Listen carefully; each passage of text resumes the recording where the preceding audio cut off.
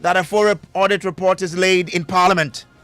The very basis for keeping that contract that SML is checking under declaration, under reporting, the company has said on record, and it is honored in our documentary, on camera, that we don't do those services.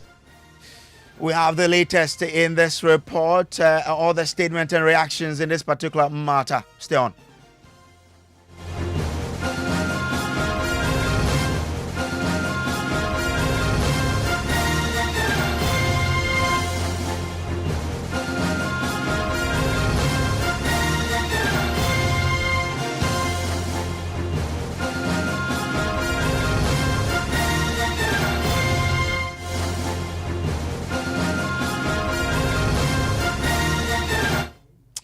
The minority in Parliament has now waded into the controversial KPMG SML report, demanding that a full audit report on the contract between the Strategic Mobilization Ghana Limited, SML, and the Ghana Revenue Authority be made public. Now, the latest to make this call is the Member of Parliament for Bolgatanga Central, Isaac Adongo. The contract was to allow the SML undertake revenue assurance services in the gold and petroleum production sectors for the government. In December last year, the Fourth Estate reported that Strategic Mobilization Ghana Limited won the sole-sourced contract, though it had no prior experience. Following that investigation, the presidency called for a suspension of the contract and ordered KPMG to conduct an investigation into the transaction.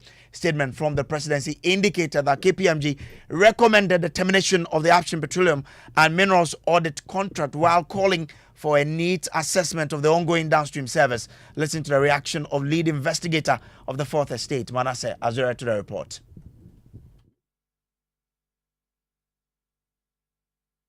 This is that SML is checking under reporting and under declaration. If you watch our documentary, we put this question to SML and asked whether they were doing under reporting or they were checking under the reporting or under declaration. The company said they were doing none of those services. It was on their website. It was on their website, and after we confronted them, they deleted that information from their website. So the very basis for keeping that contract that SML is checking under declaration, under reporting, the company has said on record, and it is honored in our documentary, on camera, that we don't do those services. Well, I would be very measured in perhaps attacking KPMG until I see the KPMG report. Because I did a JIDA investigation, the president issued some directives on the JIDA report. But when the report itself was published, it was worse than what the presidency issued. This was in 2013. So with this experience, I'm a bit measured. But what we can say is that, look, it is good news to the Republic of Ghana that the upstream petroleum contract and the gold mining contracts are off the table. In the coming days, will you be expecting that the presidency will publish the full report from KPMG, if they made any findings on that, so that the public can read for themselves and judge how KPMG came by those findings? Exactly. It is only fair that we see the report. That report doesn't belong to Akufo-Addo. That report is for Ghanaians. So if KPMG has done a report and you have made a commentary and recommendations on that report, we expect to see that report. In 2013, the group that was so vocal on the president at the time, President Mahama, to publish the JIDA report was the MPP. President Mahama finally published the JIDA report, and it was worse than his recommendations and what he put out. So it is non-negotiable. We have to see the report that KPMG submitted to the presidency. And I think media houses, the right to information law entitles Ghanaians to write for the report. And I see no reason the president should keep that report. Will you be trying to use the RTI request to try and get this? Yes, I think latest by tomorrow, letters will go to the presidency. They should give us copies of the report. Well, we'll delve into that letter coming in from the minority. But first, the SML has, through a statement, been reacting to the findings of KPMG. My colleague James Savage joins me in studio with more details from that. James, first, SML accepts the KPMG recommendations. Let's start with that first. Yes, Brace. So if you look at their statement dated 24th of April 2024. They said, quote, the press release accept the findings and recommendations of the KPMG report on the performance-driven relationship between the GRA and the SML. Then they go ahead to list the various issues one after the other and stated their position on them. For instance, in the first one on the allegations of impropriety, they said the KPMG report debunks the false claim of $100 million paid to SML and refute the 10-year contract claim made by Manasseh Azure Awuni of the Fourth Estate. However, SML likes to point out that the KPMG's finding, which suggests that fees estimated to be paid under the 5-year consolidated contract average about $1 billion per year, is false. Now, they also go ahead to say that KPMG again confirmed the importance of the upstream and minerals agreements. SML further observes that a comprehensive needs assessment in those sectors are previously conducted, which support KPMG's findings that revenue assurance audit services are needed in that sector. So those are the part of the report that they say they are actually accepting. Okay, but tonight we understand that a member of the Finance Committee of Parliament, Isaac Adongo, is elevating the cost a notch higher. He says a report must be made available to the Finance Committee of Parliament to aid its investigations into the matter. Our Parliamentary Affairs correspondent, Kwaku Asante, joins me live in the studio with details of the statement. Kwaku, first, he makes the point that this issue came up during the budget hearing. Yes, in fact, in November during the budget hearing, Parliament decided that they were going to investigate this deal because they believed there was some corruption in there. And so they actually stopped the budget that would have gone to GRA to pay the money to SML. And that is what led to the president consequently actually deciding that that deal should be investigated. He's put out a lengthy statement talking about what he believes to be the work having been done by KPMG. Let me quote part of it. It says, the contract failed to deliver total value for money and resulted from significant procurement and legal breaches. Those accountable, including SML and its beneficial owners, must be held liable. They must be arraigned and made to refund a substantial amount, if not all, of the fees they received for this non-compliant and illegally procured agreement. He says, at this moment, I respectfully request that Parliament be furnished with a copy of the KPMG report to aid the Finance Committee's investigation. It strikes me as unusual that the report only contains mild suggestions and recommendations despite the abundance of information available to the public regarding the SML arrangement. Consequently, we must scrutinize the comprehensiveness of their mandate, including their TOR, that's terms of reference, methodology, and approach. Our primary objective is to expose the beneficial owners of the group and utilize Parliament's authority to recover the funds. So they say that they expect that the presidency will cause to be laid on the floor of the House and also to the Finance Committee, who are already investigating this deal also, this report from KPMG to enable them go into it and investigate properly. Interesting days ahead. That's the details of the statement from Isaac Adongo, who is a member of the Finance Committee of Parliament. Let's bring in the Executive Director of the Media Foundation for West Africa, Suleiman Abrahima, because they are really the genesis of this particular matter. He joins us on the phone lines now. I'm grateful to you for joining us, sir.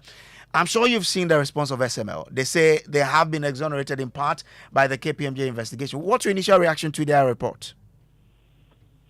Well, I think that it's important for Ghanaians to pay attention to this development. I've read the response from from SML, and they literally deny everything contained in the KPMG report, literally all the findings, except the few that appears to favor them. But for me, what is quite intriguing is that despite all the numerous issues of legal infractions, policy infractions, non-performance, anomalies, and all of that, the president concludes by saying that the downstream petroleum agreement is something that has to be renegotiated. Now, I think given the SML response, it is important for me to highlight some of the things that are contained in the KPMG findings for the benefit of our audience. Now, to start with, it is a fact from the KPMG report that SML did not have any prior experience in the work that they were contracted to do, and yet they went under single source procurement to get the job. And we are talking about a multi-million CD contract. In fact, it is also a fact from the KPMG report that up until the suspension of the contract, SML had been paid more than 1 billion Ghana cedis. It is also a fact from the KPMG report that on 3 different occasions, had sought a PPA agreement to go under, GRA actually had sought to give a contract on single source procurement to SML, and PPA had refused. And I assume that refusal was on the basis that if the company does not have a prior experience, how do you give them a sole source or single source agreement of a multi-million-dollar contract? The other thing is that it is also a fact that despite the PPA's disapproval, SML still managed to get contracts signed in 2019, in 2018. And this is not me saying, this is a fact as contained in a statement put out by the president. The statement from the president on the basis of the KPMG report also says that the procurement processes, in fact, even though the president does not talk about what processes was used to then eventually get them onto the 2023 contract, he says that at that point, the PPA ratified, the processes to regularize the contract for them. Now, it is a fact that by law, all contracts awarded to SML required parliamentary approval. This never happened. It is also a fact that by law, policy and sound corporate practices as indicated by the president, the contracts awarded to SML needed to have gotten the approval of the GRA board. But the contracts were awarded without the GRA board's approval. Despite that, the same GRA's board then in 2023 expanded the contract for SML. And that for me is quite clear. Now, the president says that on the basis of the KPMG audit, the transaction audit services that SML was to perform, SML only partially delivered on the service. And to that extent, GRA may not have obtained all the benefits under the contract. Again, it says that on the external service verification service that SML was supposed to provide, SML only delivered partially on the service. As a result, GRA may have benefited only partially from that. So you're not really, okay with the report coming in from the presidency? No, of course we have filed a formal RTR request to the office of the president for a copy of the full report. I believe that the president, being a lawyer, being somebody who, touts himself as someone who goes by the rule of law, loves accountability, and of course takes pride in the fact that it was his government that passed the RTI law, would, I believe, do the needful by releasing or by complying with the law and releasing the report to us.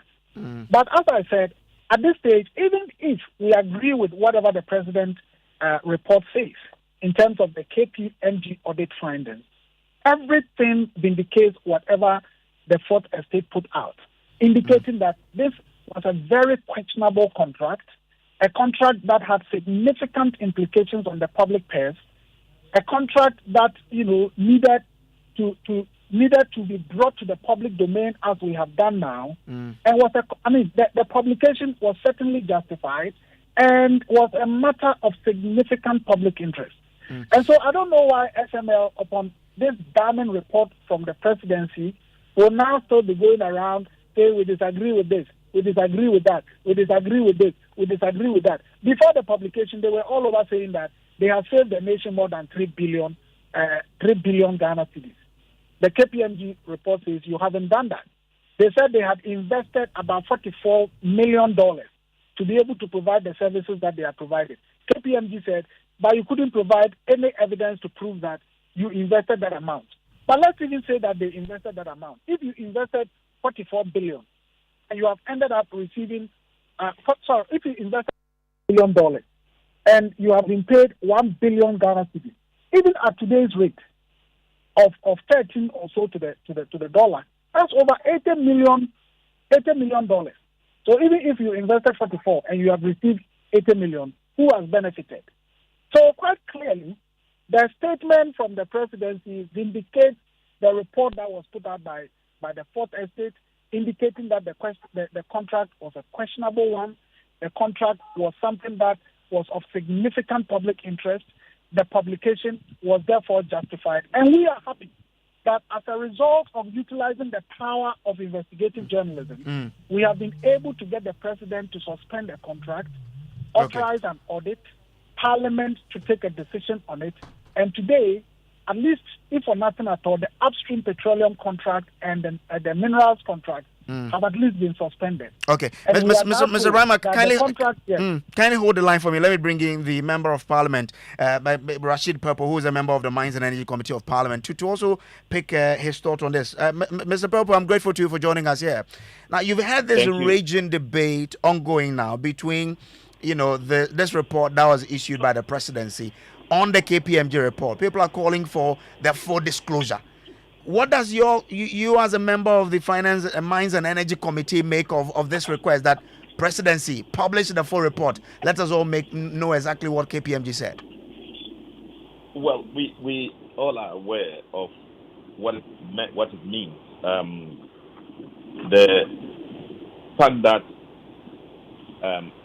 SML has come about not with the prior knowledge of many of the people, key stakeholders involved, and didn't appear to fulfill a certain need for it. We are worried about the fact that issues are raised, concerning the need for it, the fact that it could be doing something that had already been done by stakeholder organizations and all that. We thought that these concerns should have warranted the president to be eager to present the report to us all, so we know exactly what happened. What was the urgent need for us to engage SML? What are the issues that are raised in there? Was it a critical need? Couldn't any other organization have, been capable of doing what they have done? There are several issues that we want to see come out, publicly in the report. So if the president is holding it back, it means there's something wrong. And if there's something wrong, then we should be worried, because investment in this aspect means that some money is spent by the president, by the executive, engaging them, and the people's money is going away. So we must demonstrate that this is done in the right order. And if it is not done in the right order, several other questions will have to rise. Can we say that the presidency is holding back this report? What's the agreed structure for such a report when it gets to the presidency? You've been there before.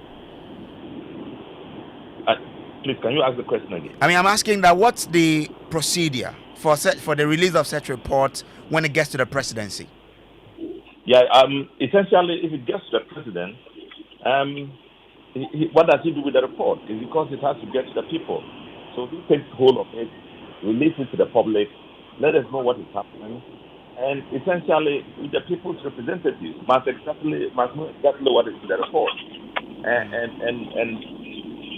it should also go to the appropriate ministry, and the appropriate ministry has to release it to the to the committee involved. That's the Energy Committee, and we will then look at it, and maybe it should be filed. The minister has to file it in Parliament, so it comes to us to have a look at, because this is a matter of critical concern. The process is that when reports are done of that sort. Mr. Babu, sorry, but I think I'm losing you a bit. So if you can reposition yourself for me, I'm saying that the the process by which reports finally get to the people is this, that as soon as reports of this nature are complete, they go to the ministry. The ministry comes to file the report in Parliament. The report is then referred to the committee, appropriate committee, and then the committee will look at it, digest it, do analysis of it, and come back to Parliament to report. So everybody can have the opportunity to contribute. Now, this is a key report area, and this one has a lot of issues that directly affect the thinking of many people. So it's important that it shouldn't be held only by the president. The president must release it to the ministry. The ministry has to file it in Parliament. Mr. Popo, I'm sure since the issue broke, your committee have had one or two chats. What's the decision by your committee with regards to this report, finally? Well, essentially, we were invited by SML to come and see what they are doing. And a number of members went there, not all of us went there. And they came out to talk about what they went to see. But it did not cancel the fact that there are still loopholes, there are still issues to be discussed, issues to be looked at. Okay. And for us, all right, we think that a comprehensive report, must be brought out publicly, and we must have access to it. Okay. It's not just the report. When you have access to it, you look at the report in a detailed manner, and then be able to do a report on it to the rest of the House. So we are looking forward to that. Okay, thank you very much, sir. I'm grateful to you. So that's Rashid Purple, who is a member of the Mines and Energy Committee of Parliament. Well, I've been joined on the line by Adam Senan, who is an anti-corruption campaigner. But first, let me go to Suleiman Ibrahim. So you have petitioned, or you've sent an RTI to the presidency. Have you had any sort of response from the presidency in terms of complying or not? Can you take that again, please? So I wanted to find out from you whether you've heard from the presidency with regards to the RTI request that you sent.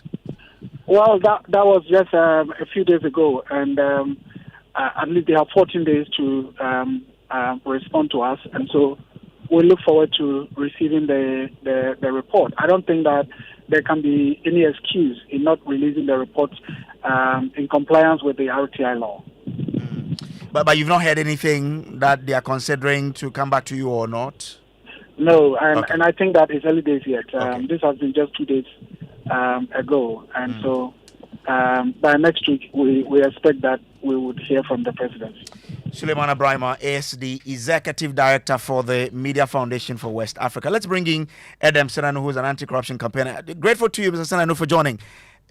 I mean, from the anti-corruption point of view, with the report from the presidency and the cause thereafter that this KPMG report should be made public, how does it come to you as an anti-corruption campaigner?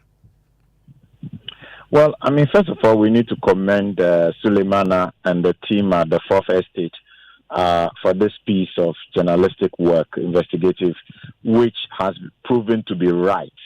I mean, clearly, there are many good governance principles which have been breached. The lack of parliamentary approval, even the retrospective approval by PPA after 3 rejections is extremely questionable. And there are all the issues of, is this the most competent agency that ought to have been playing this for us? If we had opened up for a competitive bid, wouldn't Ghana have been much better off? So from an anti-corruption perspective, there appears to be clear issues of breach of the public procurement process, and again, questions on whether we should still be, as it were, maintaining this kind of relationship. So we are delighted that we've come this far. It's really intriguing that the presidency does not want to release the entire report. This in the past has what led to calling the presidency a clearinghouse. I would rather our president just goes full hog, release it, let the people see what is in there. Let stakeholders in the industry be able to comment on it, and then we can map a path forward. Otherwise, it again is very questionable. One is wondering, what is it that is being hidden? Why won't they release the entire report? In the extreme cases that the presidency decide against releasing the full report, what would people like you be doing? Well, again, it will be another example of government not actually being responsive to the people and a lack of transparency and accountability. I'm glad that Suleimana and Co have already written using the RTI. We wait to hear what will happen. But it will be a real shame if the president and the presidency refuses to release this report, because without that, the recommendations they are making, we don't have a balanced or objective understanding of why they are focusing on these particular issues. So it is in the best interest of all of us that report is released, and it will be a real shame if the presidency doesn't do that for the benefit of Ghanaians to read.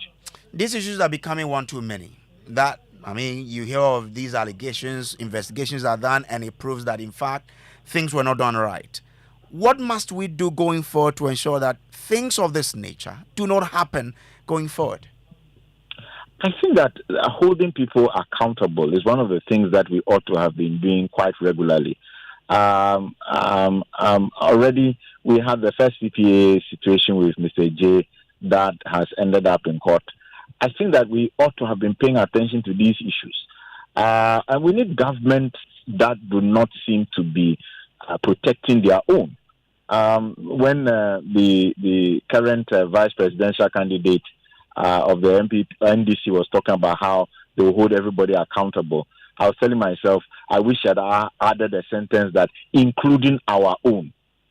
We need leadership that is willing to say, look, we are going to have the highest levels of integrity. We're going to make sure that when people breach the trust of the citizens, they are held fully culpable, and we don't shield them in any form, and don't get into a situation where it appears that we are putting aside ethical principles and then just doing what we think, satisfies our own party interest or particular clique of people's interest. That's not good enough.